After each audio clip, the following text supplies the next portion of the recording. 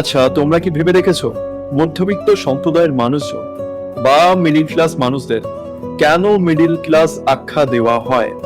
আর সমস্ত কঠিন সিচুয়েশন বা পরিস্থিতিতে তারাই সব থেকে বেশি সাফার কেন হয়? ছেলে মেয়েদের স্কুল কলেজের ফিস টাইমে দিতে না পারা বা অ্যারেঞ্জ করতে গিয়ে কালঘাম ছুটে যাওয়া থেকে শুরু করে দ্রব্যের মূল্য বৃদ্ধি বা যে কোনো খারাপ সিচুয়েশন যা কিছু হোক, সবকিছু দুশ্চিন্তা আগে কিন্তু এই মিডল ক্লাস মানুষদেরই গ্রাস করে। কারণটা কি? মিডল ক্লাস অর্থাৎ শব্দটাতেই বোঝা যাচ্ছে এই শ্রেণীর মানুষজন অধিকাংশ ক্ষেত্রেই মিডিলে ঝুলে থাকেন, না তো উপরে উঠতে পারেন, না তো নিচে নামতে পারেন। এনারা জীবনে আর কিছু করুক না করুক, ঠুনকো মান সম্মানের ভয় এনাদের ভীষণ।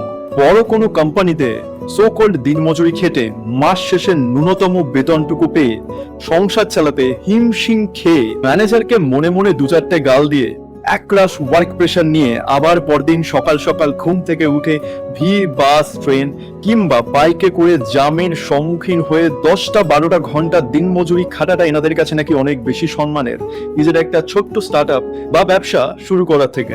এনাদের যে ইচ্ছে নেই তা কিন্তু একদমই নয়, ইচ্ছা এনাদেরও আছে, মনে ভীষণ ইচ্ছে আছে। তবে ইচ্ছেটুকু হয় শুধুমাত্র ফেসবুক বা ইনস্টাগ্রামে মোটিভেশনাল ভিডিও দেখার সময়টুকুই। আর যদিও বা কেউ এনাদের মনে সাহস জুগিয়ে এনাদের পাশে দাঁড়ানোর চেষ্টা করে, তাহলে এনাদের কাছে একটা মূল এক্সকিউজ আছে যে ভাই ব্যবসা করতে তো টাকা লাগে। অথচ ইএমআইতে 70,000-1 লাখ টাকার ফোনটা নেওয়ার আগে ওনাদের একবারও এটা মাথায় আসেনি।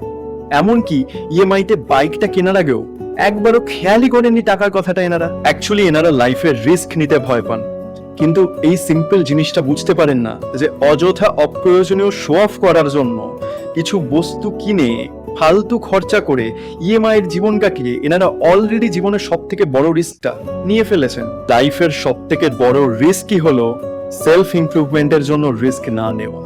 নেভার সে কি জব করাটা খারাপ, কিন্তু মনের ভীষণভাবে অনিচ্ছা থাকা সত্ত্বেও আর নিজের মধ্যে মালিক হওয়ার ক্যাপাবিলিটি থাকতেও লোকের কাছে চাকর হয়ে থেকে যাওয়াটা খারাপ।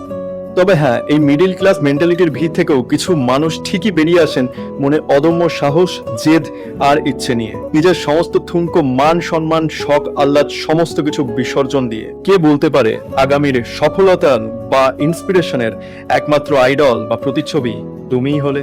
All the best to my future millionaires and billionaires. আজ যারা এই ভিডিওটা দেখছো প্রত্যেকে কমেন্ট করে যাও নিজেদের বর্তমান স্ট্রাগলের কথা, যাদের মনে কিছু করে দেখানোর জেদ আছে। কিছু বছর পর তোমরা সফল হলে তোমাদের ফিডে কিন্তু এই ভিডিওটা আবার আসবে, তখন কিন্তু আমি প্রত্যেকের সফলতার গল্পটা নিশ্চয়ই শুনব। ধন্যবাদ।